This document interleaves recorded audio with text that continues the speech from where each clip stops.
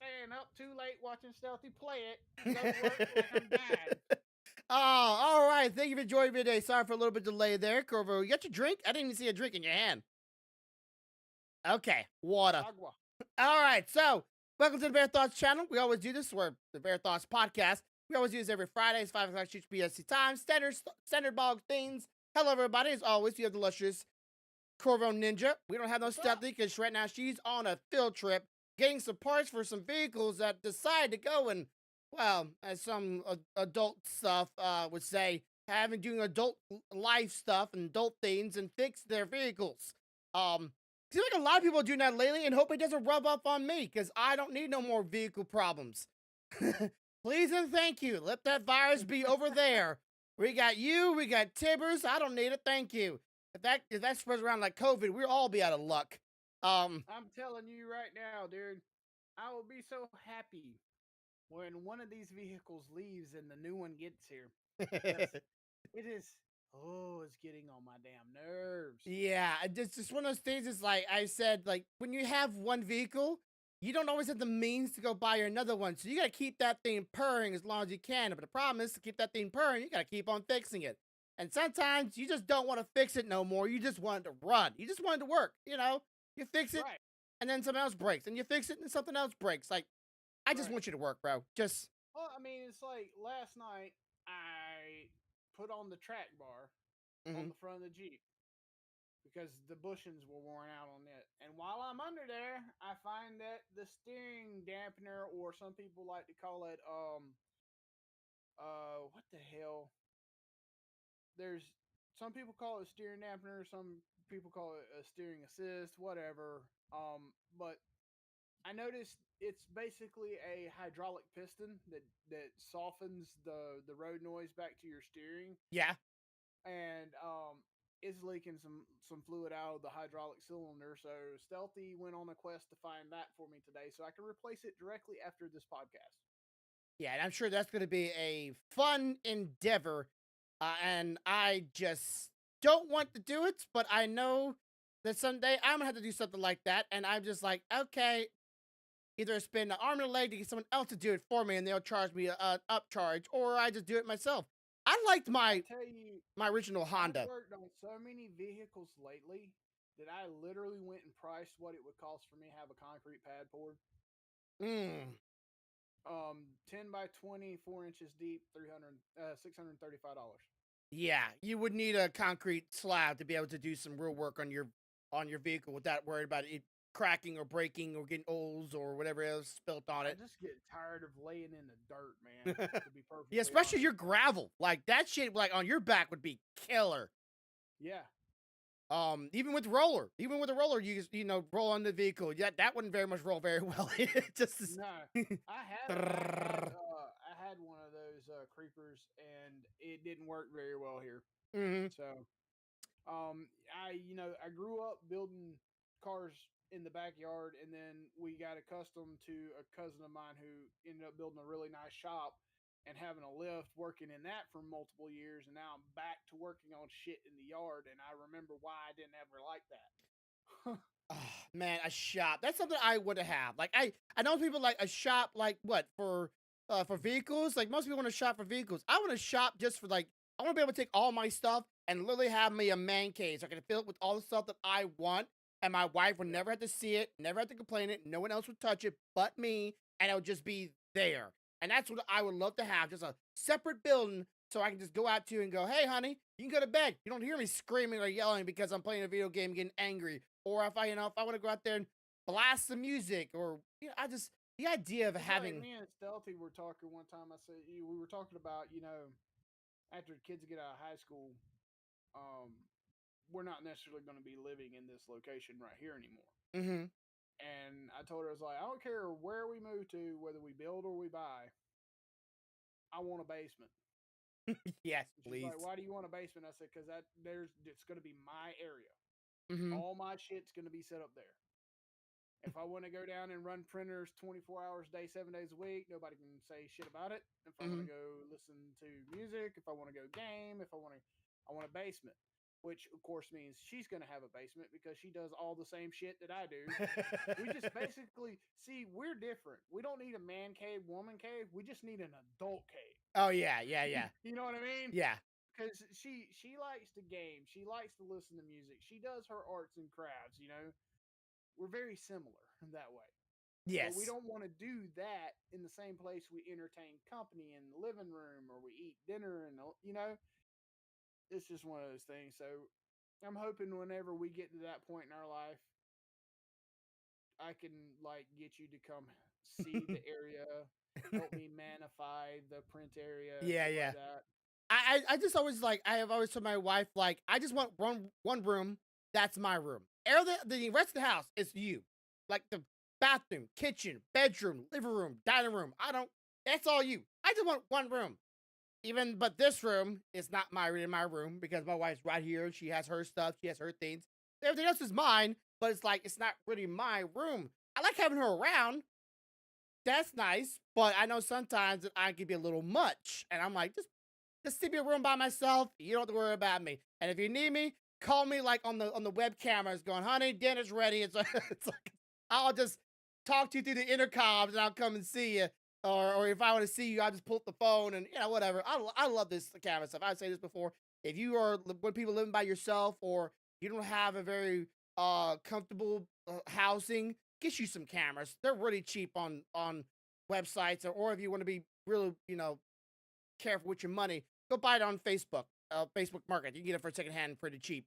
I do appreciate having that. All right, so um, let's jump into things that I have onto my mind this week. Do you have anything you want to talk about? Because The main thing I want to talk to you about is that damn Archon quest. We'll okay, talk so about that later.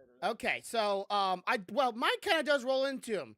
Okay. Have you played the demo for the new character from Genshin Impact? The from the Archon quest, the judge Nervalette? Nervalette. Oh hell yes, I played it. I am so tempted, but I don't want to, but I'm so tempted. But let me tell you like this, it was such a temptation that Stealthy did it. She pulled like a bat out of hell on his ass. And I'm gonna tell you this, but this is a warning. Do not say nothing. She didn't get him, but she got Mona again.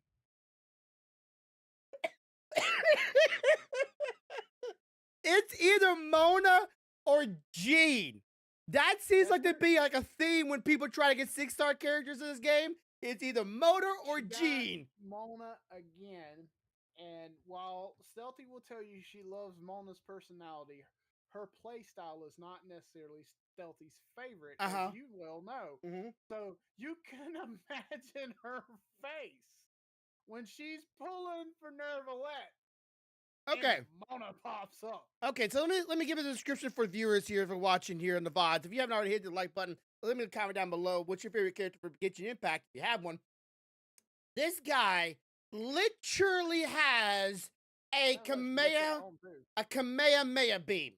If you don't know what a Kamehameha beam, it literally is a frontal beam of an elemental or a energy blast, and he just launches it forward in a straight line, and it just goes. It's like a pressure washer, and he is just swiping through everything and damage on damage. And if the ultimate pops too, it get even juicier. This guy is built to predicate on prey on those who have this power Super Saiyan fantasy. And I'm all in for it because Okay. I like it. Now, the reason I was asking you about the Archon quest is specifically we find out some new information about him. Okay, so again, I don't mind spoilers, but for those who are watching, if you do mind spoilers, skip to like 30, or maybe like 30 minutes, maybe 20 minutes from now. Just in the low, like the high ball it. I'll give you a thumbs up, double thumbs up when the topic's over. How about that? I'll just do that. We got a wife home, so give us a second here, chat. All right. But okay, so here's the thing. Let me ask you this question first. When you meet Nervalette and you see how he is, go out, go. You see how he is and how he does things. I mean, I don't know if you got this far, but like you said, you don't care about spoilers, so Yes. I'll tell you this. You know how a child can be relatively difficult to deal with when he gets pissed off. Yeah, Child is he's like, I want to He fight. Let's boot just stomped Child's ass to the ground with a single move. with a single move and a single Now, moment. This let me guy ask you: was does anything seem off about that about this okay. character? So for one thing, for those who have watched it, because I have watched it through osmosis or whatever you want to call it, that he's like, humans are weird. Humans act funny. He has such a calm demeanor about himself that he does not seem like he's going off a human emotion. This guy's Okay, predicated on the idea of just he's single minded in a some way sense. He's like, I'm just here for just I just make sure okay. everybody's doing the right things and those who are doing bad go to jail. That's it. Like he's single Well, minded. does it not strike you as odd that he has?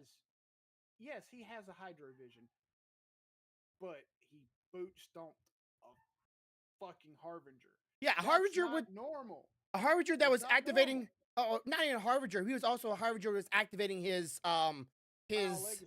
yeah his WoW legacy, which is a technically another Archon's. Am I wrong? Another Archon's power in some sense. Like it's like a Yeah, it's something like that.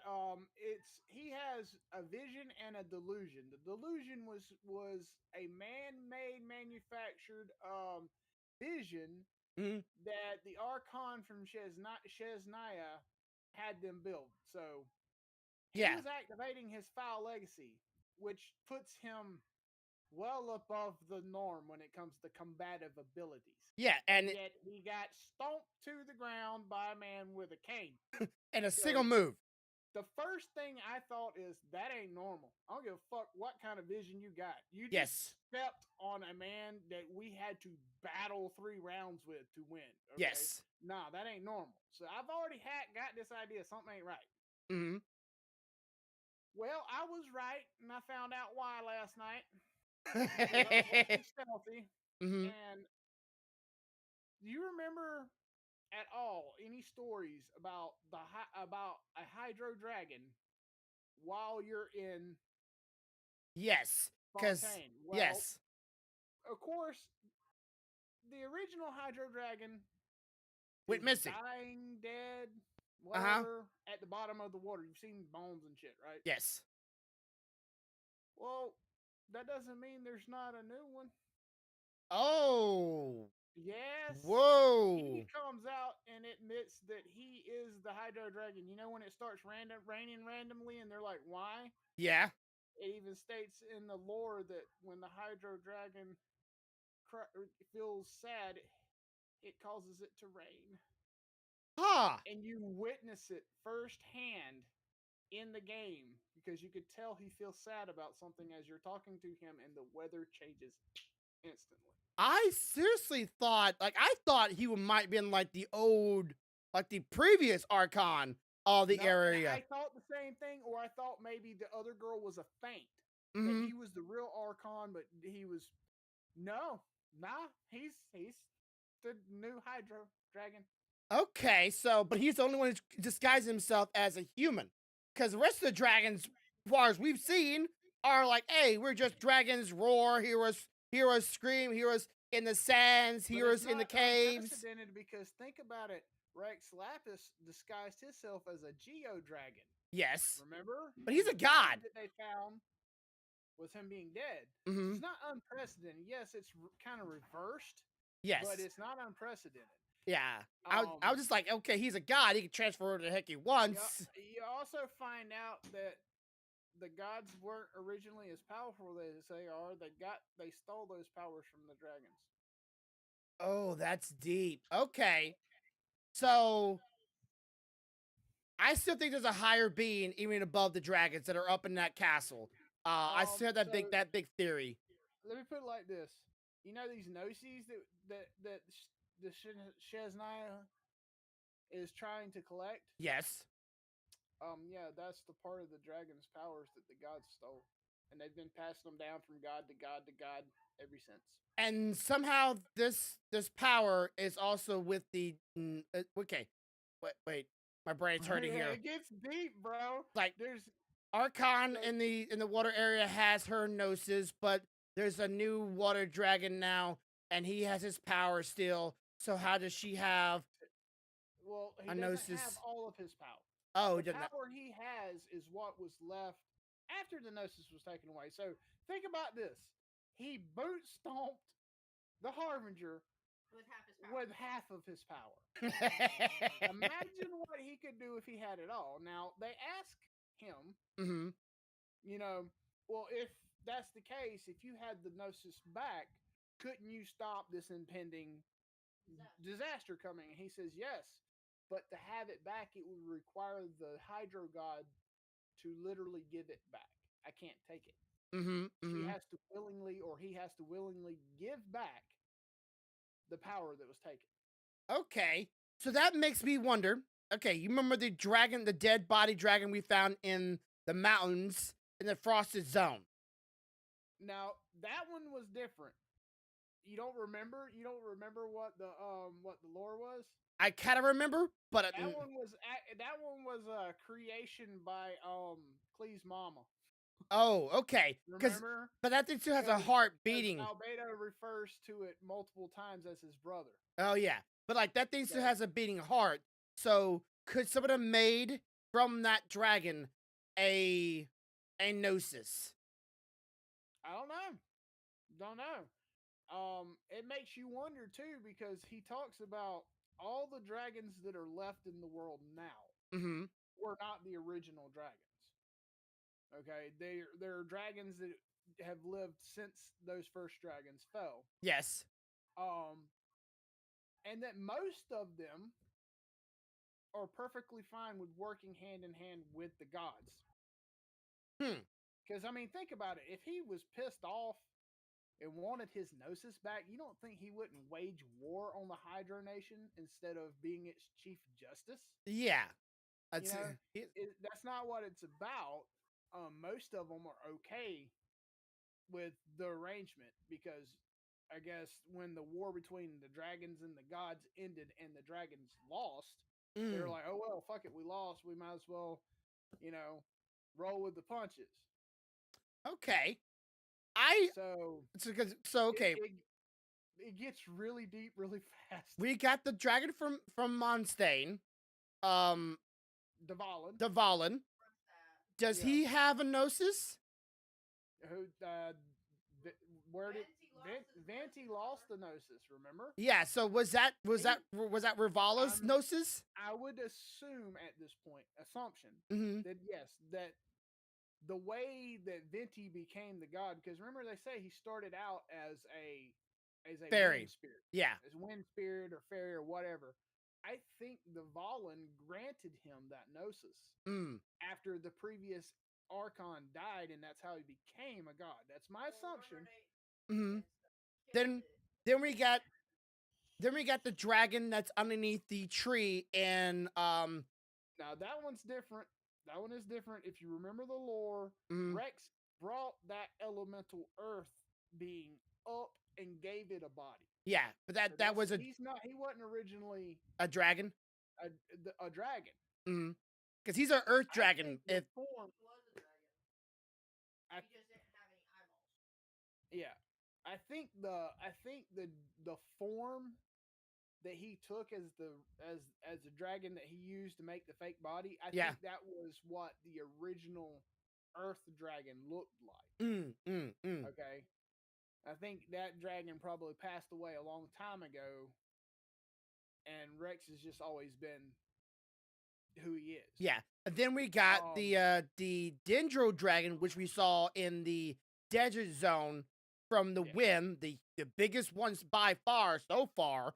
Oh, Um. don't forget about the Electro dragon that went ape shit and had to be put down. Oh, was that? Well, they called it a snake, but It would be a it dragon. would have been a It's a sea dragon. dragon. Yeah. Think about it. It's technically that area's sea dragon.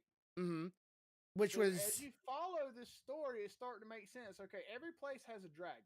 Some yes. of the dragons have went ape shit, and they've either had to be killed or we had to bring them back on our side. Mm-hmm. But everywhere there's an archon, and There's a elemental dragon. power, there's a dragon. Mm-hmm. So now you get to this point where you're talking to Nervalette, and he just like you guess it, and he goes, "Yeah, you're right. I'm the Great Hydro Dragon. Yes. Please don't tell anybody else though." Yeah. And then we go. That's where you go talking to him about the impending doom that's coming. And he's like, "Yeah, I mean, if they chose to give it back to me, I probably could do something about it, but." Okay, so I'm gonna try to see if I can combine this with another lore thing that's happening in the same area of Fontaine.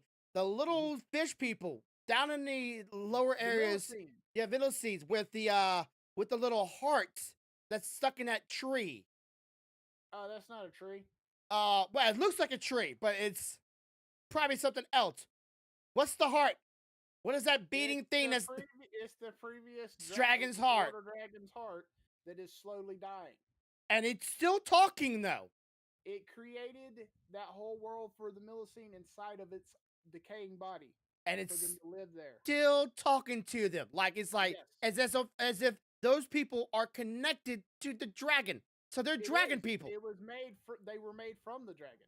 So they're dragon people. They're not just like fish people that just have weird little dragon people. They're dragon people. Okay, Yes. so I'm like, okay, like there's something to do with that damn heart down there because it's still talking to the Nouvellette and then like it's still pumping and going, and apparently they're still hearing it. It's like, hey, dragon and a heart still beating. He's one of the descendants of the dragon. He's not the only one though. Okay, so I'm now still the question will always end up being what is the Funta, not Funta.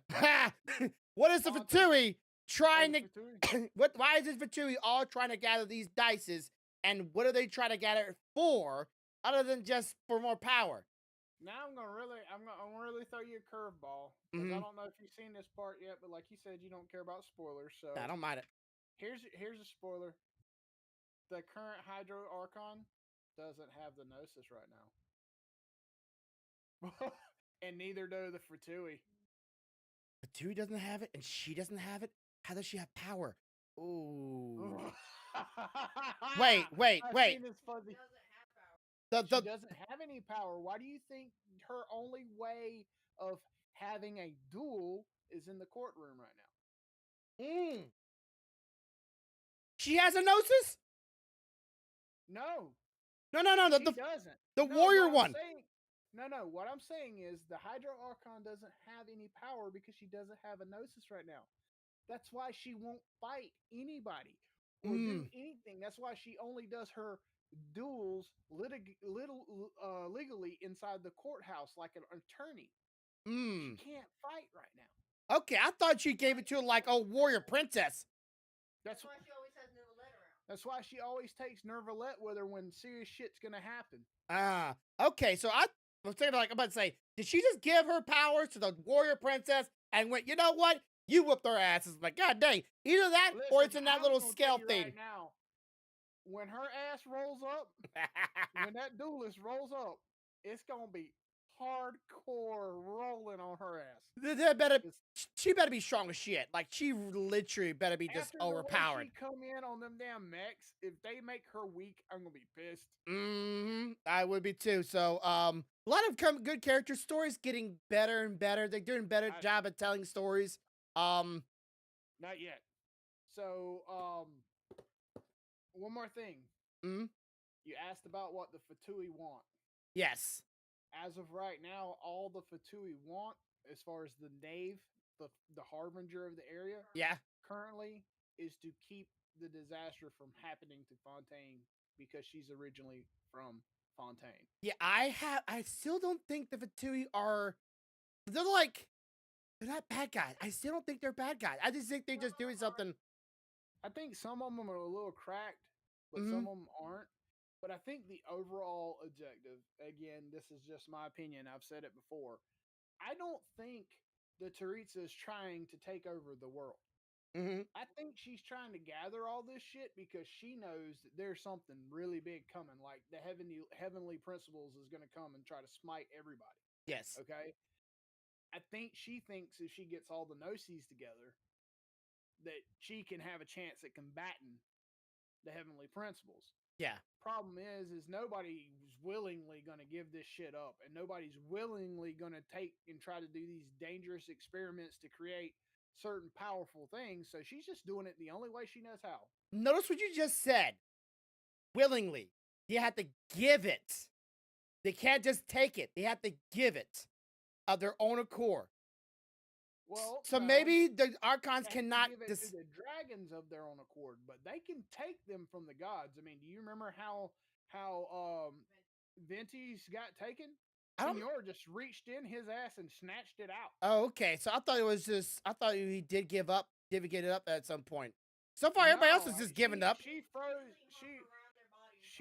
She froze his ass in place outside the church, reached in his chest, and pulled it out. Okay, because everybody else is giving up to him, like, yeah, here, have it. I'm like, okay, stupid. Okay, well, so there goes my theory. Maybe I was about to say, like, maybe they have to go. Everybody had to have them give it up willingly. Then again, he didn't really care. He lost it anyways.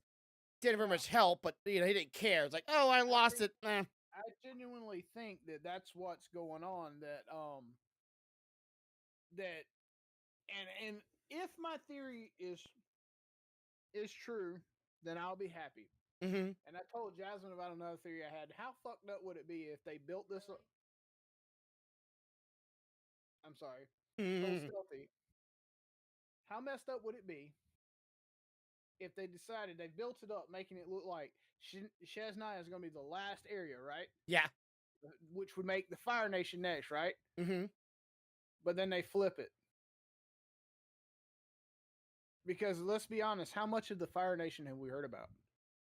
Nothing. And if Fire Nation's the last one, I wouldn't help but think Avatar. Yeah, that's exactly what I said. I'm just saying.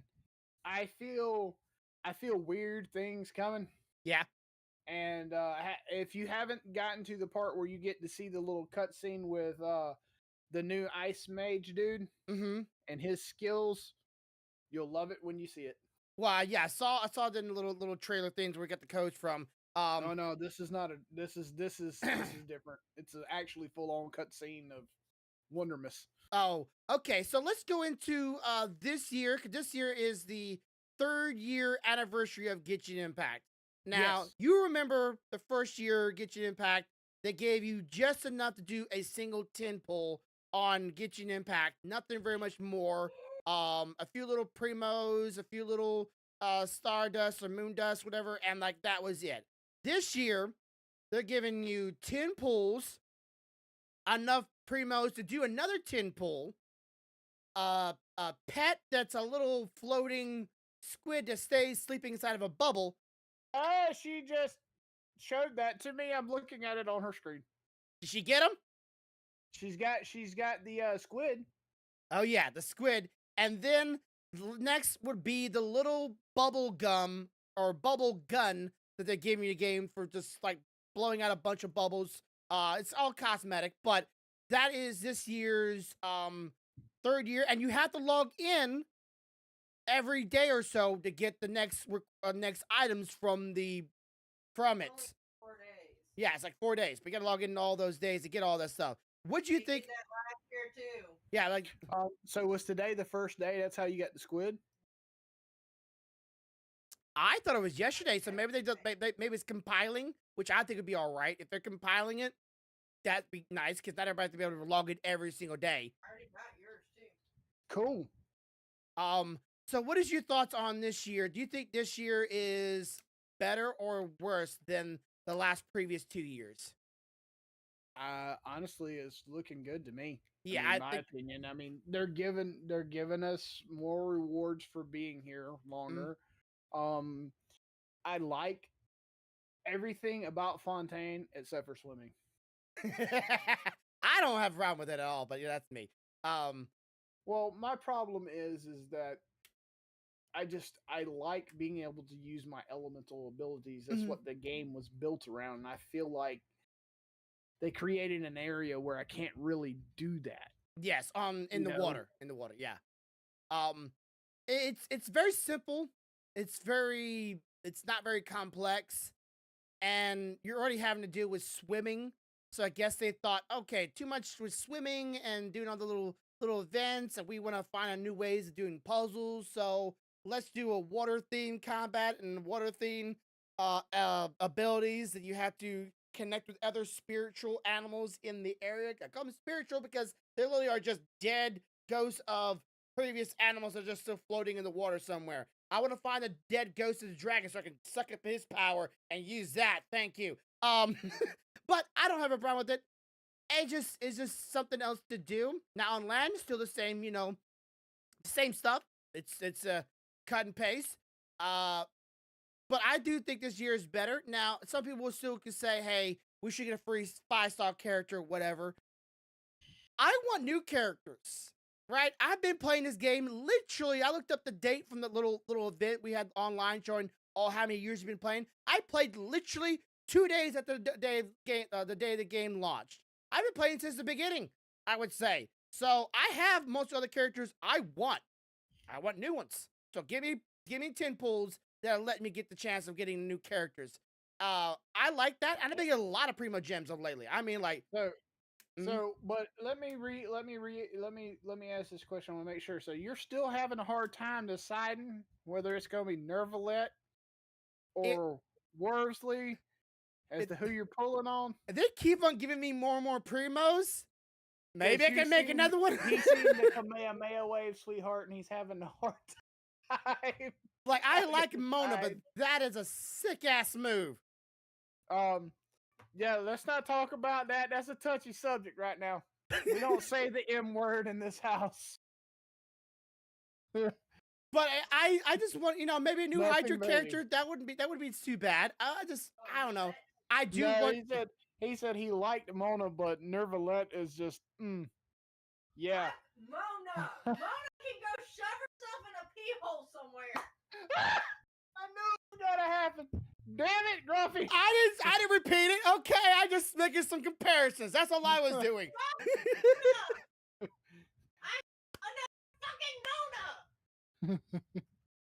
But I'm having a hard time. I probably will pass him up, and I'll probably regret it because I do love me some freaking blunt fist weapons. And dude is pretty much Vive, League of Legends in Genshin Impact. Giant mech fists. I like that idea. I done told myself in D&D, if I can literally have some giant freaking gauntlet fists or some kind of brute weapon that I could just beat the hell out of people in the game, I would. But D&D, I'm not gonna lie. If I knew I could get enough to pull on Nervalet and pull on him, exactly. That's what I I thought would about. do both. But the fact that he's the first cryo mage is what keeps me from pulling on Nervalet because there's a but. She's hardcore. She's getting Nervalet. Dude, she has already started over on her pulls and like what? You're like 20, 30 in on the second round already. Because hey, if I don't blame her. If she gets to 90 after pulling Mona, she's guaranteed to get his ass. Wait. Aren't you? Wait, I think there's a rule with that. If you do not get the character from the banner, isn't it after like 30 pulls afterwards you're guaranteed to get the character? No, it's on the next 90. Okay, because I watched a streamer yesterday, literally did a 90 pull, and like 30 more, he got Nervalet. I don't know how the heck he did it. You know what you just did? It can happen. It's just not common. It's not common. However, it is said that if you pull 90 and don't get the banner character as your orange, by the time you pull the next 90, you're guaranteed whatever orange is on that banner, even if it's the same banner, you get that character. And that's what she is. She is now hardcore set. She's getting Nervalet. She's already pulled like 30 because she's like, shit, if I've got Mona, that means I'm guaranteed to get him if I can get to 90 again before this banner goes away. That means all quests, side quests, treasure chests. Dude, I haven't finished technically Sumeru Desert part, so she's going everywhere, anywhere. She's scouring anything that ain't been done. if it looks like a primo, smells like a primo, or even glints like a primo in the sun, she's gonna beat your ass to take it. She'd be like, all right, what achievements have I not finished? At level 3 on my hydro. Check your history real quick when you're done. I am curious to see how many. She's already at level 3 on her hydro fucking statue, dude. Yeah, I can see that. How many achievements do you have, Stealthy? How many achievements do you have? What do you mean how many achievements? Yeah, how many How many achievements? Clever hard. Hang up. All I know. By the way, did we tell you that we both capped out at level 60 for the thing now? No. That happened some months ago. I forgot to tell you. Well, 838 achievements. that sounds about right for you. Okay. That sounds about with me. What the? 'Cause she's a pity pitcher. She's like every single like, what can I do? What kind of stupid thing I can get to get one more primo? Just need one more. She's feeding. Honestly, had I not taken a month or two off of fucking playing, You'd I had may more. have had enough to do another pull already. That's what I thought. that's she took a month or two off and she still has 830 something achievements. I mean, come on, guys. She's feeding. She Hey, is she's giving this area hell though. I will tell you that. And Yeah. you might have enough for another pull. Oh, I'm sure. Wait, is the purchase ones up? no, not they're like another 2 days or so. 1 day. One day. Okay, yeah, okay. Yeah, when you get all those too, it's like You said look at the history, right? Yeah, I'm just curious. I'm curious how many you've pulled since you pulled. That's 20, 25, 25. She's pulled 25 times since pulling Mona already. And I'm 2 away from pulling again. 2-way. Yeah, I can see that.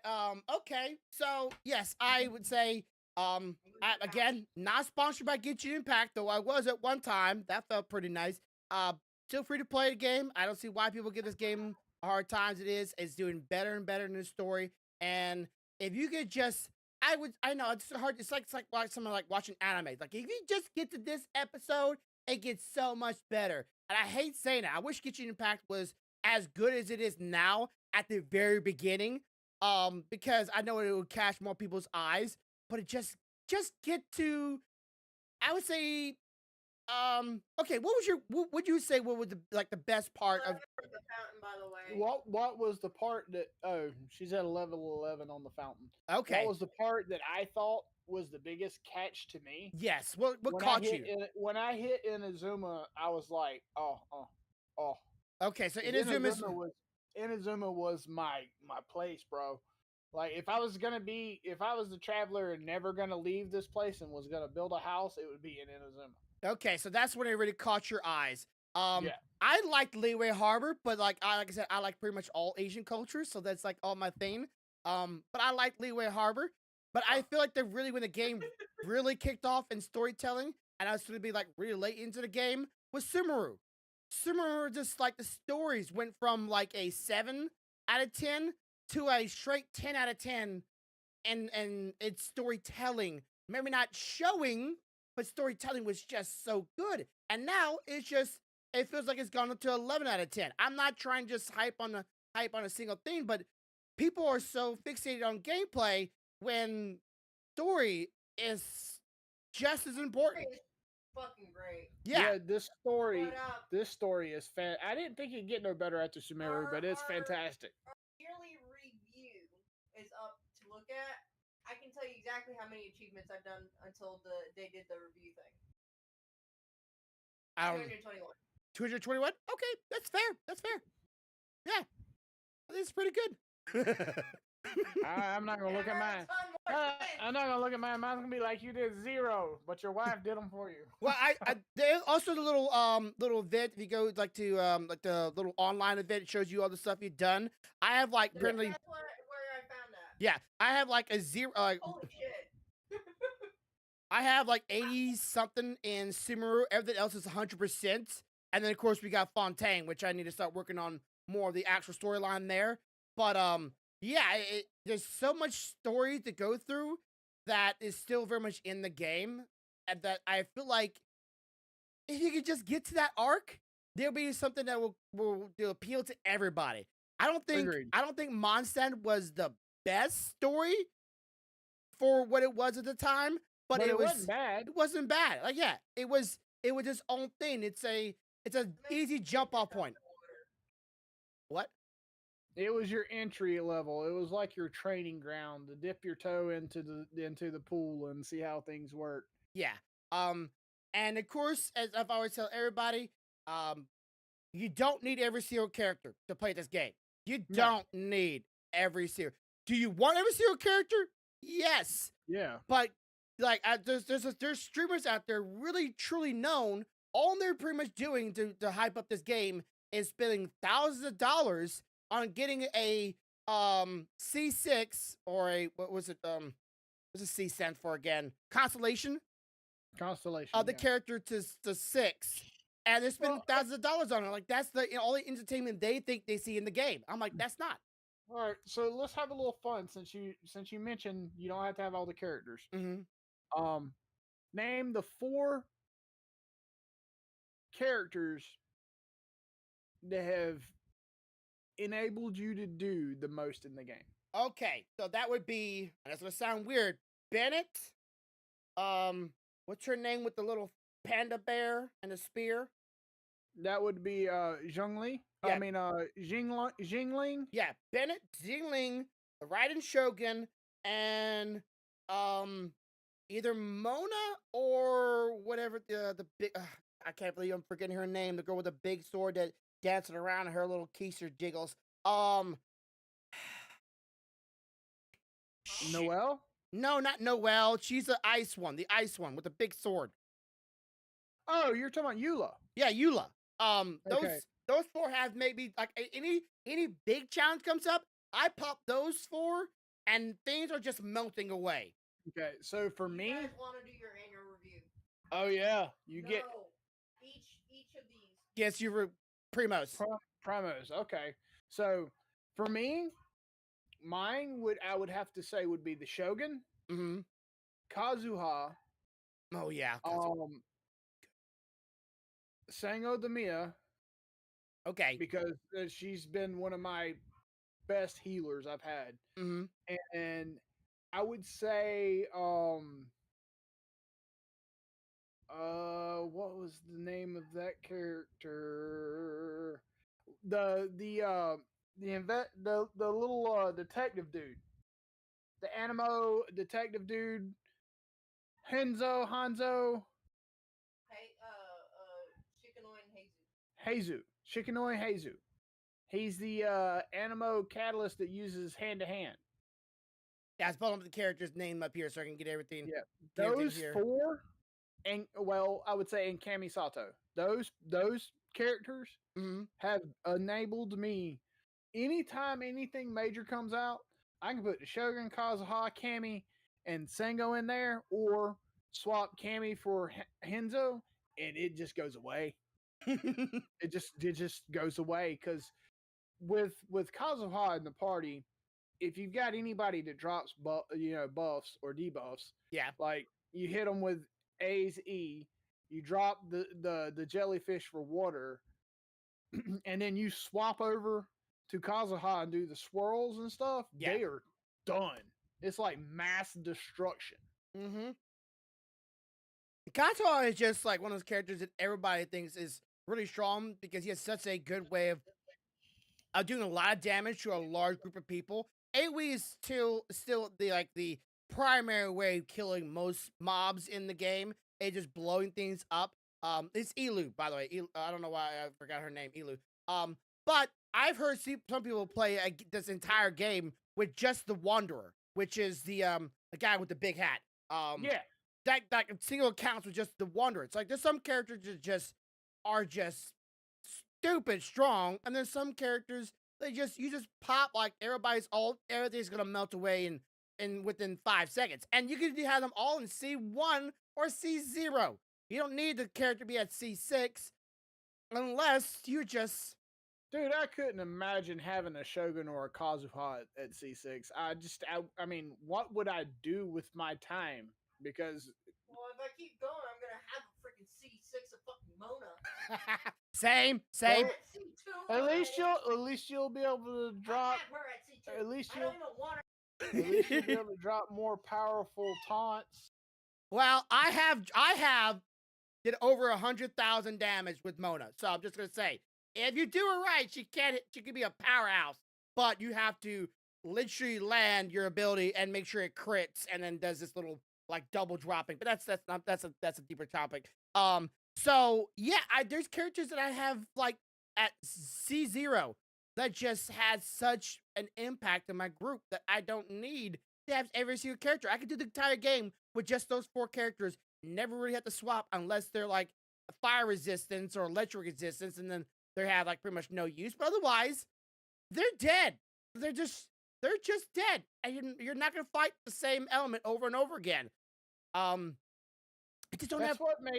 what makes the anima element so nice to have in your party, Mm, because it just about doesn't matter what the fuck you're fighting. If there's more than one element that you're fighting, it's gonna mix and they're gonna damage them damn selves. and they're all gonna die. And I don't want people to think that this game is. And I problem is the bigger channels than mine are always predicating, oh, the bigger characters, bigger numbers, pick the best characters. That's all you have to do, and you have to do that in order to win the game. And there goes that makes them make the majority thinks that same concept.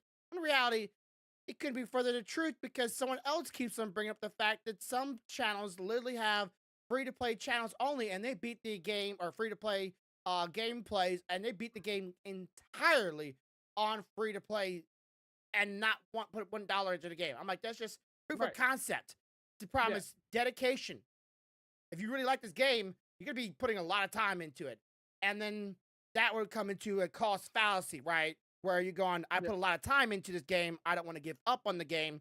That makes sense, but to me, if I spend a lot of money in a game, I have more reasons not to quit the game because I put so much money into it, Right. rather than time that I don't feel like is wasted. Right. Do you feel like your time's been wasted against Gin Impact? Truly. No. No. No, I've enjoyed most of the things I've enjoyed. Now I'm a little different than most players because you know as well as I do, I'm mainly story. I love the story. Mm-hmm. So the only thing that ever really aggravates me is when I get a shitload of side quests, but not hardly any primary content. Mm. You know, like, but they've done really good in Sumeru and Fontaine to not have that happen. Yes, you have side quests, but the fucking content for the main story, it's there, Yes. and it will make you feel feelings. It is so good, you know. Well, Like you will find yourself getting pissed off, going, "Ah, they better not." I have got pissed off. I haven't got a story yet where I felt teary-eyed yet. And I kind of want that. Don't spoil it for me if there's a teary-eyed one. No, I'm not saying that. I can. I feel like the story that's gonna make us all teary-eyed is when we get to Shez Knife. I think I that's. don't know. The one with Cheeky, the end of it was pretty sad. Oh yeah, when the Simaru Dendro gods. Oh yeah, that part actually kind of made me a little teary-eyed. A little bit. Not like full teary-eyed, but yeah, that took me up a little bit. Dragon? No, when the past Dendro god was like, yeah, I'm gonna die now and disappear and no one will ever remember me, no one will ever remember what I did, no one like Yeah, God. I'm like, shit. oh, that's Yeah. sad. There's that one. If you did the quest with The Nahida, Yeah. her ending it, that one hurts. And then the one where you have to avoid Lenny from getting arrested, that one hurts too. That's all I'm gonna say. I'm not gonna spoil it. Yeah, okay. That one hurts too when you get to the end of it.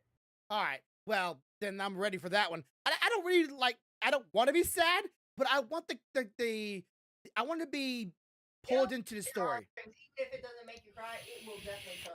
And I will say that further in the Archon Quest, I won't tell you what it's about, but there will be a point where two characters find themselves in jeopardy, and by the time you get to that point, you've already associated with them so much that you like them so much that your comment is like, "Oh hell no, you better not." Yeah. It's just better not be what I think it is, you know. Like you You're be like, if I could get up in this screen, I'm gonna whoop somebody's ass. I mean, it'll get you. just reach through, start They've choking. they've done so good though. I am not lying, and there's a character you'll meet later. I won't tell you about her. I will tell you though, when you meet her, you will find yourself wondering more about her and wanting to know more information about her. hmm Because it's like one of those things. One of these things is not like the other. The others are not like this. You know, Yeah. you're like, what the fuck? Okay. Well, I am ready for more of the story. I do want to play it.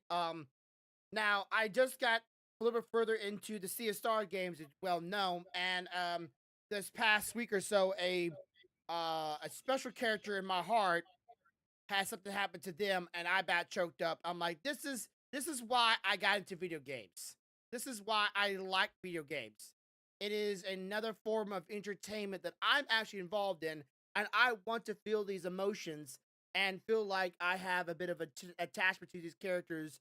And um, I want to see a happy ending, but not everything to have that happy ending all the time. And I loved it. I loved it. Sea of Stars. I cannot praise this game anymore. It's definitely my game of the year. For the newer game of this year, I still love Get You Impact, but it's definitely my game of the year. So far, and I just want to have that feelings more often. And video games are one of the few places where I can be like, okay, I'm okay with crying. I am. Yep. I cried in anime. I'm crying in video games. I'm cool with that. So One other thing too. You know what drops tonight, right? no. The new Castlevania. Oh, he does drop tonight. Does wait? It does drop tonight. Yes, The it 30th, does. right? Yep. So It drops. It actually is released tonight, supposedly. mhm. Um, so that will be. I will be watching that for Well, sure. they're also doing a anime of Tomb Raider. Is it Tomb Raider? Tomb Raider. The girl, right? Laura Croft. Is it Laura Croft? Yeah, Laura Croft. Yeah, Yes. they're doing an anime of Tomb Raider. And Netflix has also bought a rights or to a showcasing of the YouTube channel and a video is called Hell of a Boss. Have you seen that video? Those videos? No, Okay, I haven't yet. so it's a cartoon anime, kind of like it's about demons and stuff like that, but it's pretty funny. Apparently Netflix bought them, and my wife was like, "Oh, good for them." So apparently Netflix is bringing a bunch of W's of lately. Keep it up. I would appreciate if you did. More people that are willing to take risk and do new stories and more animes, please. I am down for that. So Tomb Raider, I'm looking forward to seeing that. Yep. Of course, I'm looking forward to seeing more Castlevania. I've been seeing more commercials for that lately, showcasing for that. And then now Hello Boss will be on there too. I think it's pretty cool when somebody goes from a YouTube channel and making videos for free, and then somebody's like, "Yeah, we want to buy the rights to that. Can you bring that stuff over here?" Um, I've heard a lot. They've had a lot of problems with animators and stuff like that, but I'm glad that they are getting some work. Maybe someday, if our channels ever blow up, somebody will go, "Hey, we like your stuff. We want to buy you out and put it on our platform solely." That would be freaking amazing. That would be great. Okay, so let me talk to this topic, and I've been kind of putting the Discord of lately, and I'm gonna post up two new images in the Discord in the D&D Discord. What's Stealthy Okay. sent me here? Stealthy, what'd you send me here? Oh yeah, I did that. No, if you click it through that, you get the blessing thing. You get extra rewards. Oh, you get extra words? Oh, okay, extra. Yeah, you get to do it too. Like it'll let you do a link, Uh-huh. and Yes. then people who click on it get rewards. Okay, let's see, make sure I get the right ones. This one, and is it this one? Nope, not that. This and this. All right, so I don't know if you remember seeing the original work, right? And there you go, just posted above on the Discord. I'm doing all this with and I know we talked about this in the past. We talked about the AR art and what it's doing for the industry of artistry and stuff like that. And if you scroll up a little bit of ways, you see the first piece, which is more like a realistic styling. And I have been fooling with this more and more lately for our D&D campaign that we're working on, and trying to get a good picture for my character that I want to play in this campaign, which is a dwarf barbarian, totem warrior barbarian, and I want to go into the bear totem warrior stats because, well, duh, it's me. And look at this artwork that's coming out of this AI art of me just descripting. And I am actually drawing on this artwork and modifying it myself, and then having the AI take that artwork and improve it. So if you scroll up and see the realistic, I'm gonna show it on the screen for everybody here that's that maybe wants to see it as well, so they can see the artwork that I'm describing here. What is this artwork for? Oh, that's that for down there. I got to make me a new one. Slideshow. Sure, it's a new one, and I'll start adding the pieces of artwork here in a second for y'all, for those who are watching on the stream momentarily. So what do you think of from where it began, the realistic image, all the way down to the images below that I've described to you now? I don't know. I like it. It looks good and it's doing a good job. I just I don't know. I have mixed feelings about AI art. Mm-hmm. Okay. Um I've always been one of those people that appreciate more Traditional. somebody doing it by Yeah. doing it physically themselves, whether it be on a digital art tablet and they're doing it with a stylus or on a piece of paper. Yeah. Um, but I'm not saying this isn't a good art style either. I get where you can do your basic sketches, load them, do the descriptors, and it can modify it for you to get it exactly the way you want it. The only problem I see is that at some point it's going to move away from you physically doing it to all you've got to do is say, hey, 5'8", 225 pounds, you know, gray Mm, mm. beard, and it just makes it. Well, I mean, granted, describing something can be considered an art form, but is it that type of art? You know what I mean? Yeah. I'm not saying it is. I'm not saying it isn't. I'm saying I don't know exactly how I feel about it moving to that direction. Yeah. So this right here, you see, those seeing the image right now on the screen, well, that one that was up there. This is one of the later ones I've done. I described it as like, it was at the time it was like realism, or like beautiful, uh smooth skin, artistic, and then I start putting descriptions of like a barbarian, a World of Warcraft dwarf, regular dwarf, beard, uh, raging, attacking, rushing, all these descriptives. And while it did not get out the very words that I was saying, I have a hell time just getting to show a bald character, which was already enough that it is. Because every time I would say bald head, it was like a full flush of hair. I'm like, you motherfucker. I don't want a full flush of head. I'm bald, so make my character bald, right? And it's like, nope, we're gonna show you what you could look like if you had hair. I'm like, you suck. Hairless. Yeah, I'm like, hair, like that last image right there was actually like the second image. Actually, this whole thing goes in reverse. I don't know why it's going that way instead of that way, but whatever.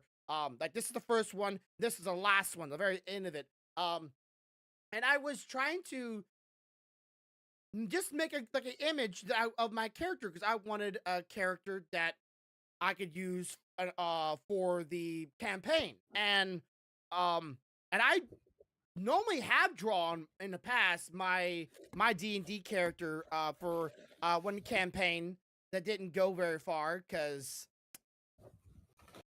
it just wasn't meshing very well. I don't know what happened. I still have that image Right. from this day, and I liked it.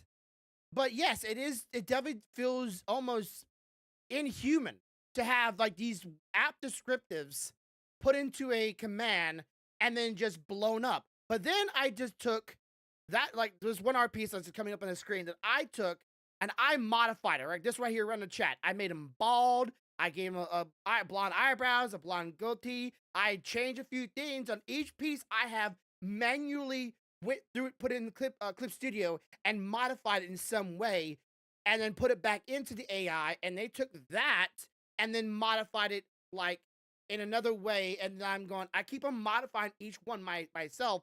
And is that a way for someone to take a piece of work that they've done themselves? Let's say I took that original piece of my first D&D character that I've ever made, take the artwork, throw into AI, and going, all right, make it, change up a little bit, but could you, make it better or do it in this style?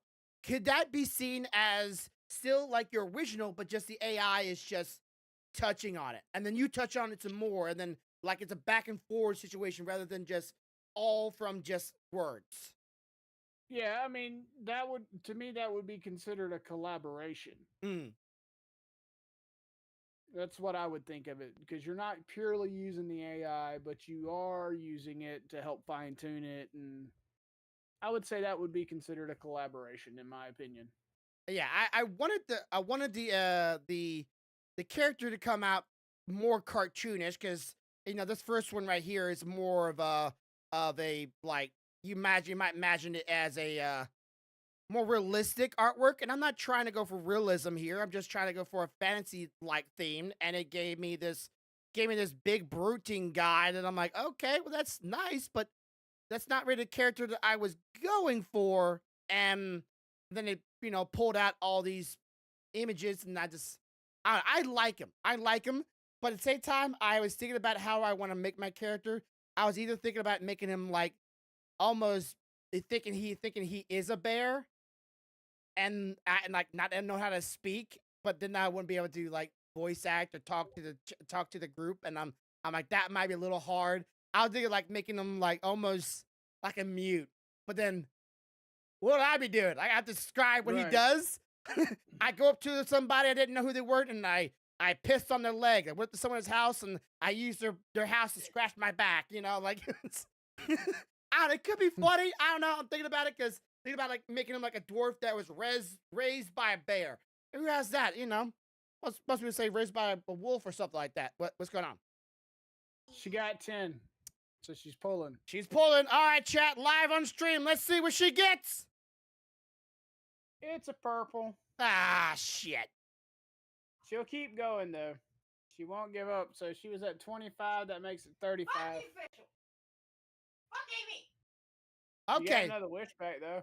So let's say you are a person that's making your own D&D campaign, right? And you're starting, yeah, your own D&D campaign from scratch. You're just building it off the world of the rules and monsters and maybe not the universe. But if you were say making characters and you want to make characters for this campaign, would you use something like AI to just make those characters for you? Would that be a useful tool, or would that still feel like?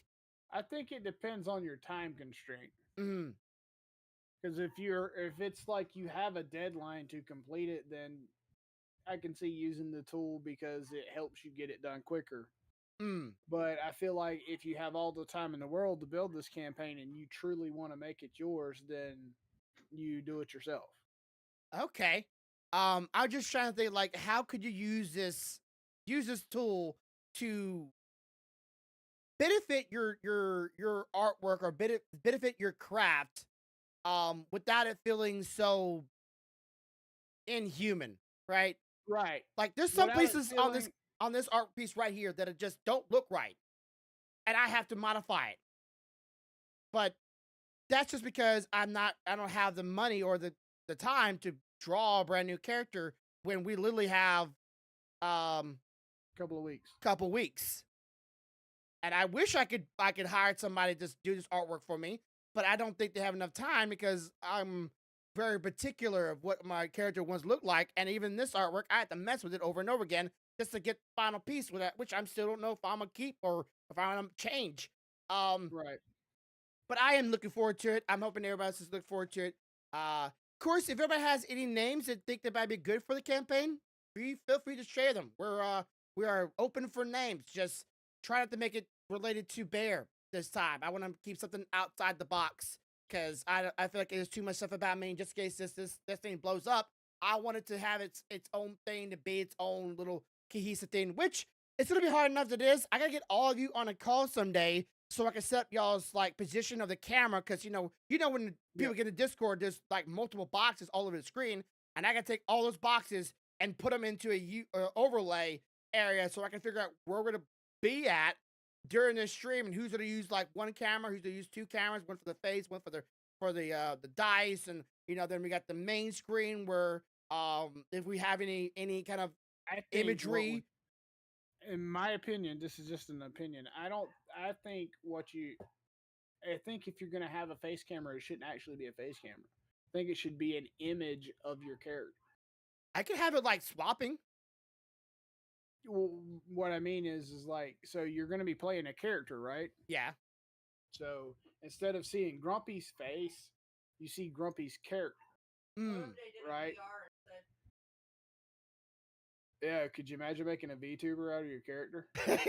That would be sick. Oh man, that would be unique and original.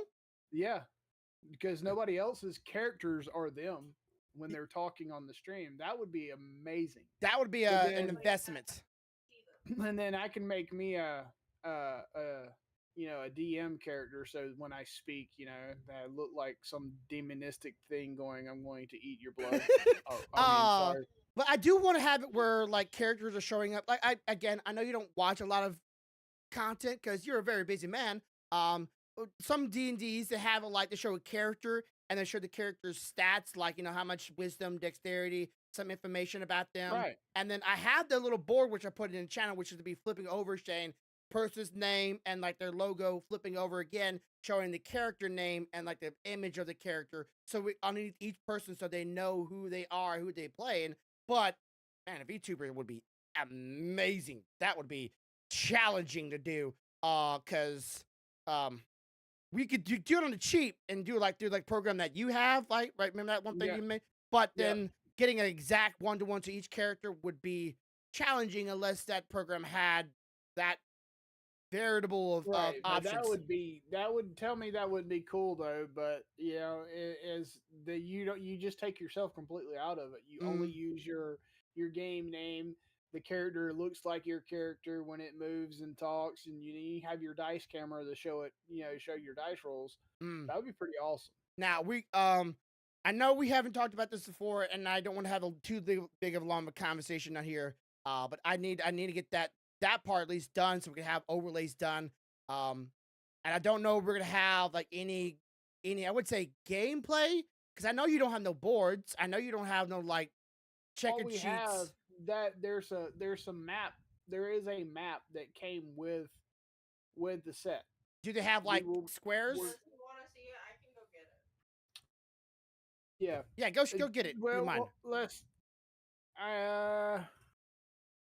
Trying to make sure I have enough light to put this part in. You want to take over for a little bit? I can. Okay, we're gonna sub her in for me because it's like 7 here, and I have to put this thing in. Yeah. So she's gonna grab the box, come sub in, and y'all can discuss more about that if you want to. Let the podcast go a little longer. It doesn't matter. Yeah, it is going a little longer than usual, but yeah, I'll let get her a conversation with her, because I know she hasn't. And she's never done a D&D campaign either, so I'll have to see what her thoughts on this Yeah, I'll be right progress back. is. Hold All on. right.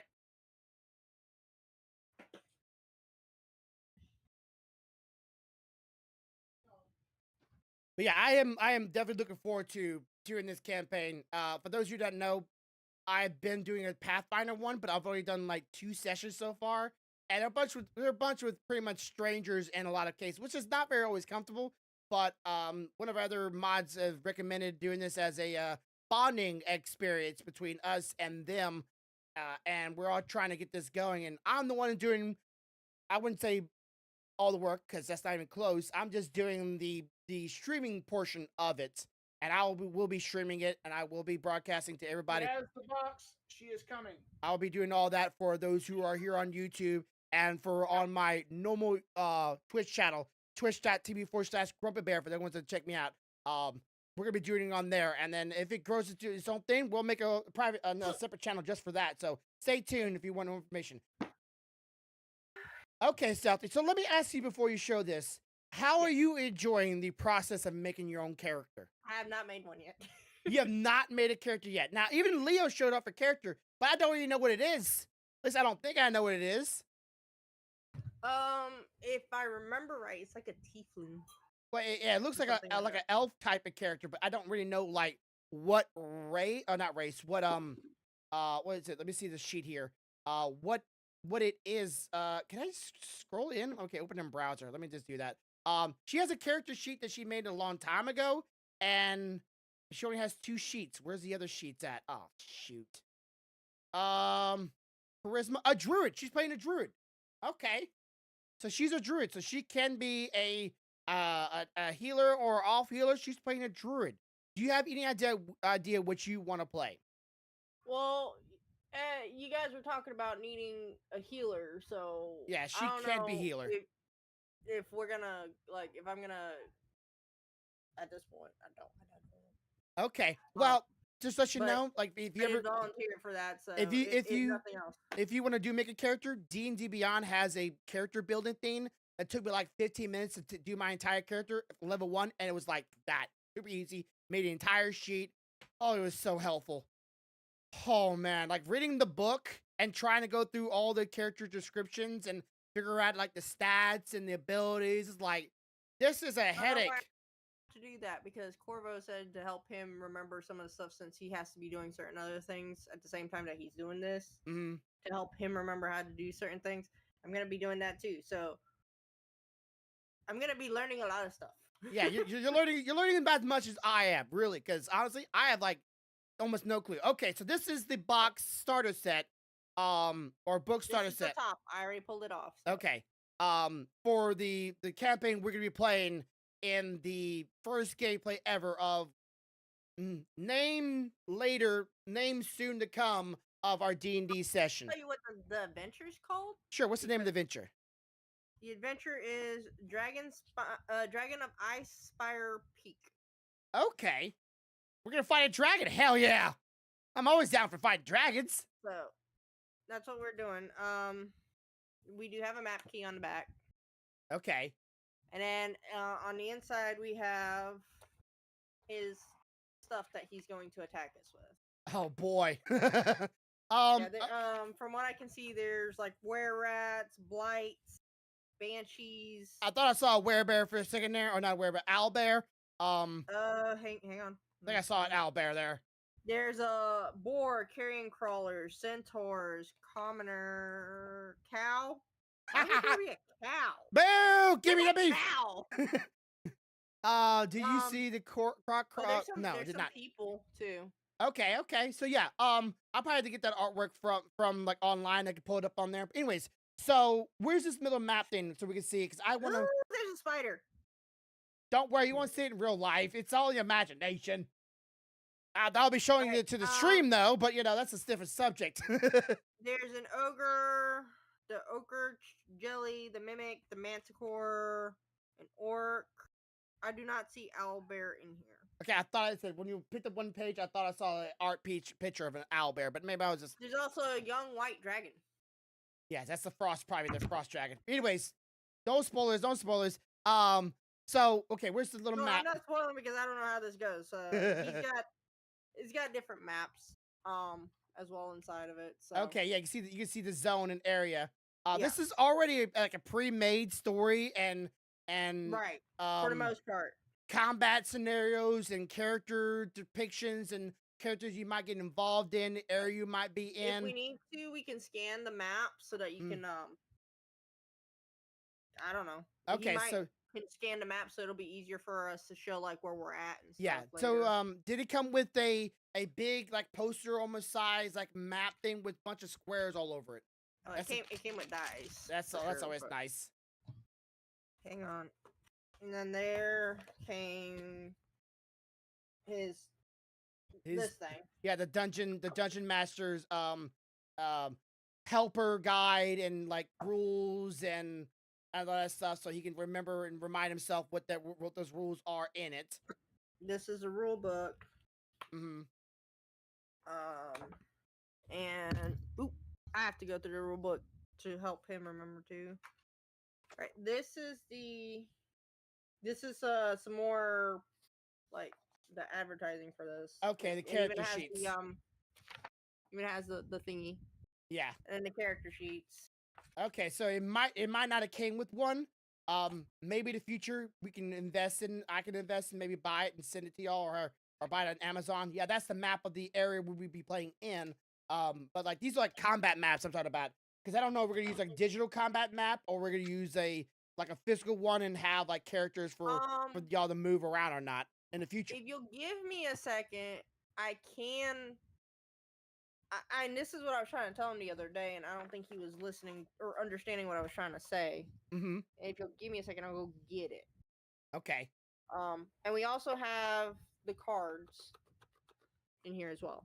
Yeah, So, cards are helpful for him to for spells and stuff like that. So where did I put the dice? There, yeah. yeah, if anybody ever wants to try this out, it can seem like it'd be overbearing. Now, like for characters, it's a little bit more, or for players, the people that are actually playing, could be a little bit more easier. But for those who are the GM, you are describing most of what's going on most of the times. But there's a lot of visual aids nowadays to help not have to describe but show what is going on. And there's miniatures. There's also a lot of digital ones you could do as well. There's this one, not sponsored by it, but I found it the other day. It's on Steam if anybody wants to pick this up and try it up themselves. Anybody's aspiring GMs out there. It's a game called Tailspire, TALESPA or IRE, Tailspire. It's a way of making maps and zones using 3D models, so you can use that as a way of describing what is going on. But that you can tell it's a little dusty. It's a little big. Okay. So. Oh man, that's a classic. Legend of I remember this one. I remember seeing this one on another person's podcast.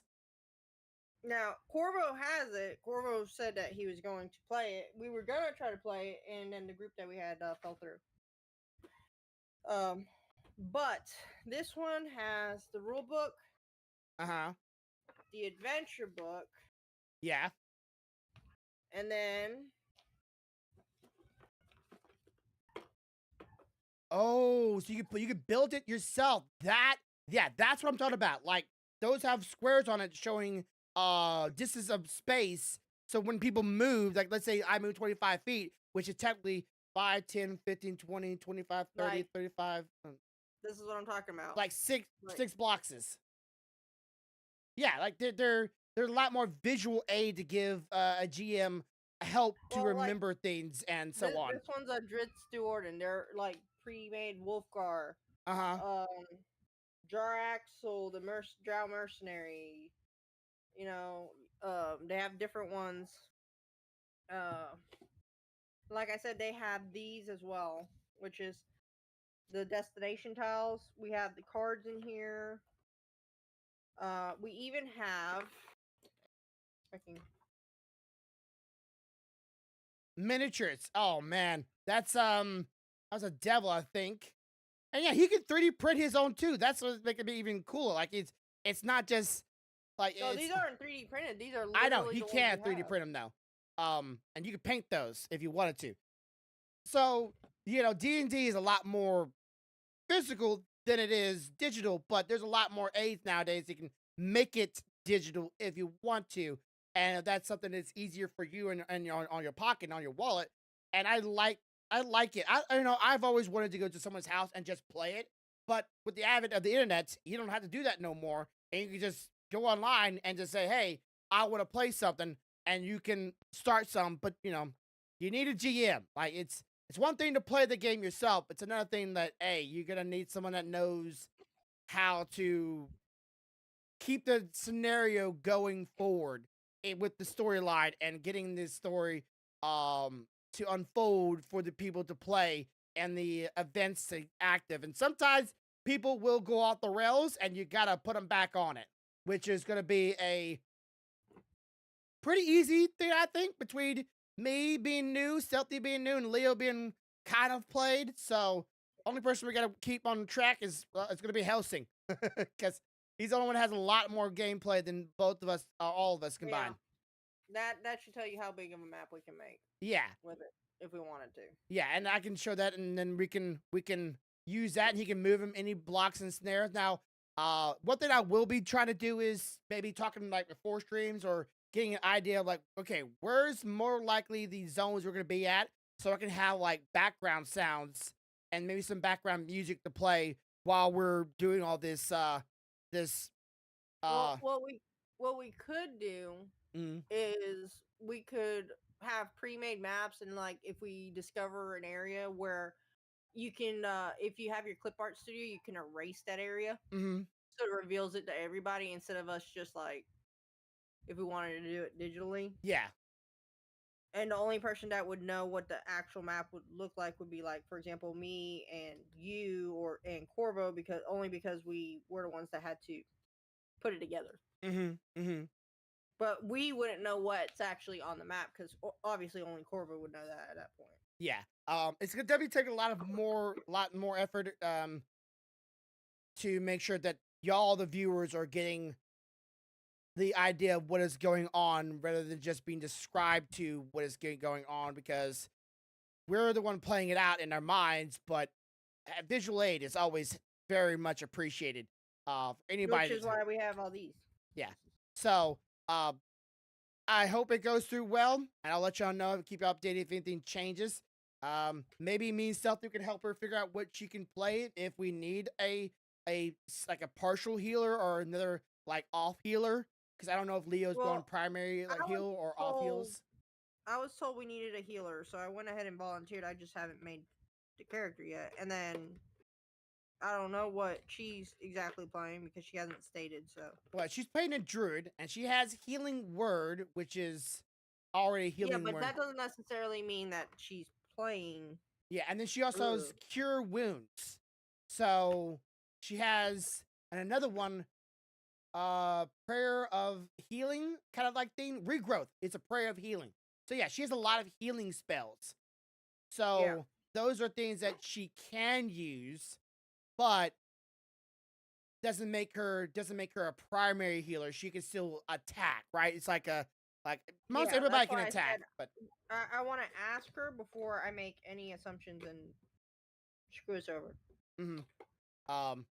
But I sorry, I'm organizing now that I'm actually in it. I also have on D&D Beyond, you can buy some people like that are official like approved character classes for D&D that's on D&D Beyond, which you can buy like their kind of little mini handbook to go on with that character. Like my Totem Warrior Barbarian is not a original character from the D&D campaign. It was something that was made and approved by the makers of D&D. And I bought that one for like $1.99, which is $2. I'm okay with that. It's just $2.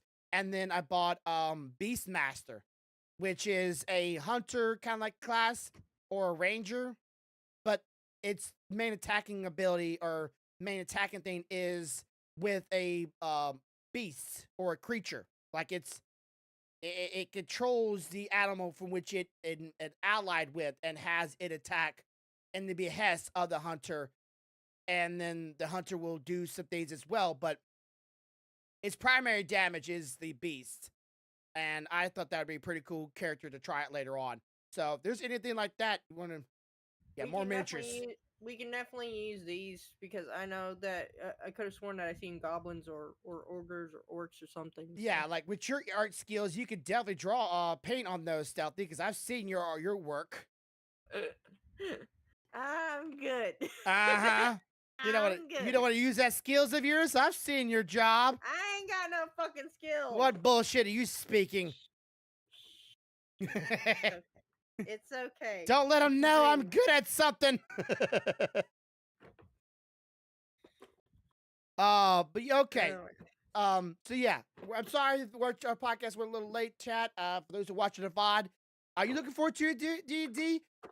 Also got a question for you. If anybody out there knows any theories about Pokemon, next week we have a theme podcast. We're gonna do theories on Pokemon. I thought that'd be an interesting podcast. Let's have like one generalized theme, like we did in the past, like with sexiest video games, our best video game of all times, and so on and so on. So I thought we'd do a theme one next time. And anybody wants to join the D&D? I'm sorry, just let y'all know it's primarily going to be mods. But if you're part of my community and you want to be a part of it now, you have to speak up now. But we're mostly doing just in our community and mostly mods, so we can bond and get to know each other a little bit better. Seth, are you gonna try this art UI thing to make your character, or are you gonna do it by hand? I don't. That's the whole thing. Like, I think I could do it by hand. Notice what I'm saying. I think. I think you could draw it, So- and then we could put it into the art UI and have it like finish it. You know what I'm saying? Maybe, I don't know, but I'm kind of weirded out a little bit by the AI because it, in a sense, like, it's great for, like Corver was saying earlier. Like, if you've got no time, Mhm. it's great. But the problem is that people like to pass that shit off as Theirs? Yeah. It's not. And vice versa. Like, there's people that get attacked going like, "Oh, that's AI generated." Like, no, I actually I drew this. Mhm. Oh, no, there ain't no way. Physical copy of it and everything. Nah, that wasn't you. That was you just printed that out. Yeah, there's some Well, great fuck. artists out there, and the AI is just getting better at reproducing people's style, and it is a little scary. Not gonna lie, it is a little scary that how good it's doing, because it took my idea of my character and did what y'all saw on screen or still see on the screen.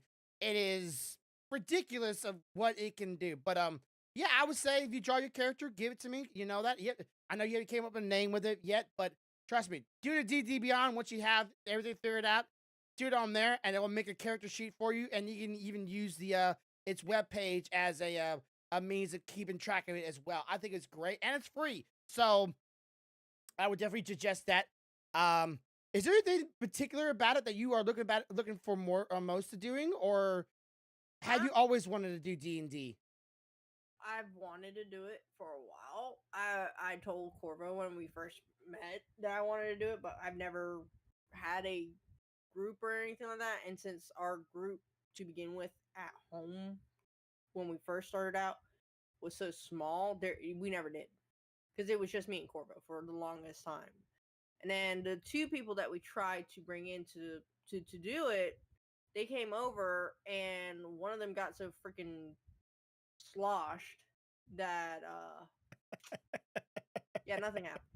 Okay, so do you remember what got you introduced to the idea of it? Was it Corvo himself, or was it something else that? When I met, I had heard about it at that point, like prior to Corvo, Yeah, pretty much for but everybody. I hadn't really, like, because of everything that I had going on when I was growing up, Yeah. I didn't put too much like effort into anything outside of what I had control of. Once I was out and about with Corvo, I was able to, okay, now these things that I always was wondering about and I wanted to ask, but if I asked, I got in trouble for it. Now I can ask. So Yeah. I would ask Corvo, and Corvo was like, "Oh yeah, I've done it before. I can definitely tell you." And then never happened. Never happened. Yeah, all the friends I had, none of them were interested in it, and I never knew anybody near me to play it. And of course, my family was also the same Christian mind of this is satanic, this is devil, this is evil, and I was like, all right, like when he was explaining it to me, I just looked at him. I'm like, it's just, in a sense, video games before video games. yeah, That's literally what it is. It's a video game prior to a video game, except there's more freedom, for lack of a better term. oh yeah, a lot more freedom that you could do what you Like, whereas, granted, I like the fact that it's easier to maintain a story the way it needs to go Mm-hmm. in a video game. This seems like almost anything can happen as long as it follows specific guidelines. Yeah, it can be chaos consuming if you are trying to keep it on the rails. As I said that Well, earlier, like it's gonna be hard to keep us. better than with, like, for example, my kids when they make up their games, because yeah, neither one of them wants to give way. They don't understand. At some point, somebody's got to give, Yeah. but they don't listen. Okay. So another streamer I watch. He plays with his kids, and he has a simple rule: the rule of fun, or the rule of cool. If it's cool and it's fun, they're doing it. And then he just goes along with it, and whatever the kids say, he's like, all right, it's in the rules. It sounds fun. We're doing it. We're waiting until the older one can understand more before we try to do something like that again. I swear to God, if your older one keeps on changing, I'm gonna think it's you eventually. Huh? If your older one keeps on changing, I'm gonna think it's you eventually. He looks so much like you. So much like you. Yes. Holy shit. Like, it's almost a clone. I'm like, wait, that's stealthy. Wait, that's not stealthy. No, that's not stealthy. Don't worry. I'll show you pictures later of him younger. He did not look like you. I remember him younger because I was there. No, that's not what I mean. You know him from, like, I think, what, 6? I was say whatever age when you popped out your second one, and he was still in his goo goo gaga stage. That one. That's why I said, because prior, so the eldest is 4 years older than his brother. Okay, so that's why I said like 6 or 8. He was already starting to turn differently or look different. When he was before, he looked nothing like me at all. Like, not at all. Yeah, they're like, now it's like, is that Stealthy's son? Yes, that is. The youngest is doing the same thing slowly, and Corvo's like, no, and I'm just like, I'm sorry. Like, where's my traits at? You just gotta deal with it, buddy. I've got stronger genetics in this case. Yeah. Very much so. Because, like, when you look at them when they were really young, especially, the youngest and the eldest both have really, really light hair compared to what the eldest has now, and what the youngest currently has. His is also steadily getting darker. Yeah. Their eyes were both like gray blue when they were babies. Now they're more of a hazel gold color. So it's weird. Yeah, it's weird, but it's also like weird to see him have like the same like facial features as you, like the cheekbones and the chin and the nose. Is like, where's Curva at? Have you seen my sister? No, I never seen your sister once. I will later. I will show you a picture of my sister and my brothers. And I'm going to laugh. I'm just going to say that because I know the facial expressions that are going to go across your face, and it's going to be beautiful. You know, I make a lot of them. Oh no, it's mostly, like I said, because of what I know. But yes, I am. Your kids, and I think it's a game that if you're a parent that doesn't believe in that kind of stigmatism of like satanic stuff and stuff like that, I feel like the D&D is something that you can very much bond with your kids with because there's so much freedom of expression in the game. It's just the board. It's like any other board game. It's like we have have you? It's Life, but it's Jurassic Park version. Yeah, more like fantasy with Jurassic Park. No, it's literally the game of life. Oh, you know, but it's the life game, the one with the little. Yeah. I know what you're talking about. Yes, I know. But it's Jurassic Park like themed. Yeah, and you have to get as many eggs as you can off the island. With as many people as you can. Okay. So surviving. And so they love that game. Yeah. They absolutely love it. So like I'm just waiting until the youngest gets to the point where he can read and understand, cuz he can read fine, like I said, but read and understand what's going on within the game. Like read and be present. So he can participate without having to wait on somebody to like translate for them or anything like that. Like I have thought about translating it for them, but at the same time, with the way the games are, it's a lot of information. Yeah, and you have to be very much present of mind. You can't just be like, if you're a ditzy person and your brain just goes off to Never Never Land, you're gonna be lost in the weed by the time it gets to your turn. It's like, all right, pay attention, come on, because Not people. that I'm dumb. It's not that I'm dumb. It's just that I will literally just zone out. Well, I've done it before. the people I am playing with right now, in the Pathfinder game, most of the time, like I would say, almost 90% of the time that we are playing the game, everybody else is like fucking off doing their own thing in real life, talking to each other, having conversations, making jokes, and I'm just sitting there going, "Can we play the game, please?" And I'm not saying that. I'm thinking, I'm like, "Play the game. Come on, your turn. Come on, get to me. I want to play." If you think about it, did they make it interesting enough for themselves? How much did they actually invest into their characters to play like they're their characters? Mm-hmm. Because that's another thing. If you're playing the game to play the game, then you may not really care about what's currently like role playing. It's different strokes for different folks. For example, for them, they like to play it. They like to do the rolling and all that. But at the same time, they're not going to role play their character. Oh, So that's something that we need to discuss too. Are we doing that or not? And I am. So what are we gonna do? I am role playing like a motherfucker. But promise, I don't know if I want to role play as the dumb person raised by a bear and thinks he's a bear, or if I want to play like a barbaric maniac in a sense. I'm role playing. I like the idea of like being in the character, and when I'm playing the game with them, I'm thinking, what the heck is my character doing right now? What's my character thinking? What is he saying out loud that's totally inappropriate? I'm thinking all that. Meanwhile, everybody else is fucking out having conversations with each other or making jokes on behalf. I'm like, can you play the game? No. But like, I don't mind doing the role playing part at all. Like, I think it'd be fun. I think it'd be great. My thing is until I build my character, I don't think I'm gonna have like the background for it, which means that I don't know what kind of personality I need to put into it. Well, some people might say just choose your alignment, which is usually like good, neutral, lawful, chaotic, good, chaotic, neutral. I don't know what I would fall under. Yeah, and then just it depends on my goddamn mood. Yeah, like just like what do you want to play, and then make the character of like, why are they chaotic good? Where are they chaotic lawful? What the heck is that?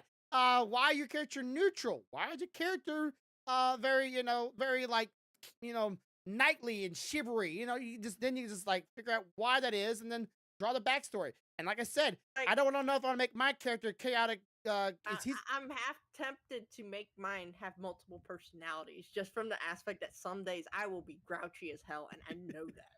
It's like, oh, this week she's chaotic evil. Why? Because her real life.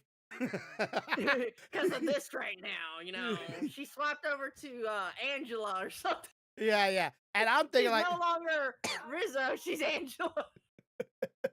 So, yeah, just really, really get to have that freedom of your character. You look amazing. I look like I'm working in it. You're already done? Come in here and lean down. So he can laugh. Oh boy, that hat looks like it says working man. Let me show you what has happened. You see this? Yeah? This was track bar from yesterday. That looks bent to hell and back. Yeah, it's supposed to be bent, but look at the washer. It looks like it's been chewed up. Yeah. Yeah. So that was yesterday's part. You can take that now. Oh. Hopefully I don't have to lean back. This looks like more complicated, even though it's a smaller piece. This is today's part. Well that seemed like easy, because that looks like old piece. This is the old piece. You already done? Damn, that was fast. Yeah. It's leaking. If you look right there where the rod comes out of the cylinder. Yeah, it looks like that's where it's leaking fluid at. Now, these things aren't supposed to be able to be moved easily. Oh, that looks like it jittered out that one. That's not supposed to happen like that. Not for a vehicle. Although I was amazing. Soren, don't know what made him come out there to help me. Fantastic help tonight. Absolutely. I Tool, know why he went out yes. there. He's trying to avoid a conversation with Mama later, but we ain't going to talk about that right now. Fantastic. Did a great job. You know So, what we could do later on in the campaign? Maybe we have some what is the word for it? Like some off NPCs come into the game, You can do that. and then be the NPCs? and the kids be the NPCs. Get- Get them introduced, some cameos. That's the word I'm looking for. Cameos. And What do you have think? What do you think, buddy? You want to do some cameos? You and your brother get to be NPCs in the D&D game. Yeah, you can sell me some. You can sell them Use something, or I can just Crimson and Sub-Zero. destroy your whole village. Yeah, you could be the helpless kid we're saving, or you could be And destroy the NPCs in the village. or you could be a villain. You know, you could be a villain character. You could be like, all right, you are now. He's already gone. He's going to go tell his brother, dude, you don't know what's happening. I think that would be a way of like introducing them into the game, right? Getting them involved and giving our campaign a little bit more of a. Now, I know the eldest can definitely probably get up in it with no problem. But I don't want him to do that because sometimes he tends to go to his brother and go like, ooh, look what I'm doing. And he just, he can make the little one feel bad, which is why we don't always do certain things. Yeah, jealousy could be a hard motivator. So yeah, I think there's a lot of good things that we could do with this, and I really want this to work out because remind me to talk to you later after this. Okay. Remind you to get the picture of your sister too, because I've never seen her. Yeah, I just want I want people to be hyped for it. I want people to be hopeful for it as much as I am. I don't have my phone. You know. I have lost my phone. Well, I have a watch. Has me find my phone, so it might be in my vehicle or in the vehicle right now. I'll go get it later. All right. Well, I was gonna just try to wrap it up there, unless you have something else you want to chit chat about. No, cause I won't have any. Like everything I have right now to chit chat about will be later. Okay. Let's say next, maybe next podcast, not this one. Okay. Quick. Get my drift. Yeah. Quick question. How big of a printer do y'all have? Like a regular paper printer? So I know you do cardstock, right? Could y'all print your own? I really don't want to pick it up. But say, could y'all print? Yeah, don't pick it up. Like, could you print your own D&D like maps and stuff like that? We definitely could, because it is big enough to print like the 8.5s or 11 by 14s and stuff like that. So like, if y'all wanted to, he could we could get some stock images online, make a grid on it, and then bam, bam, boom, Bob's your uncle, and there's a map. We have a Bees here. I picked it up and brought it over here. It's not even plugged in right now. Don't pick it up. Don't pick it up. Don't worry about it. Just this idea alone. Just the idea of it's enough. Yeah, just the idea is enough. I just wondering, just in case we have like more available tools in our hands. This big. That print bed, or is that just that big? Is that the printer or the print bed? That's the printer. Printer. Okay, not the print bed. I'm thinking like the paper you put in, like it's like this big. I'm like, damn, it's huge. Well, no, like I said, we can go from normal paper to all the way to 11 by 4, like the A11s, 11 by 14s, and a couple others. Okay. So I know we can print bigger than that if we wanted to. It's not like super huge. Yeah. Like how we still had the other printer that he had, and when I say the other printer, I'm talking about the one that was on the wheels. Yeah. That printed out that big old picture that you've seen of the eldest. I remember seeing that one. Yeah. That one was a 24 by whatever you wanted. God, that'd have been handy, but I'm pretty sure the ink for that was not cheap. The paper just kept going until you decided to take the little lever action, go. Yeah, the cutter. All right. Well, I just want to know because get again more tools and without having to go up buy new stuff because making our own stuff is a little bit cheaper. Mhm. um, so if if we had more tools, easier for everybody. But yeah, anyways, thank you for those who are here tonight. I do appreciate it. If you're new to the channel, if you like this podcast, be sure to hit the like button. Leave a comment down below. What's your thoughts? Would you do a D&D? What's your Pokemon theory? And be sure to share this all around with all the friends you know. We're almost at 200. But as always, have a good day, have a good night, and have a good life. 200 subscribers. Let's go. Bye. 1, 2,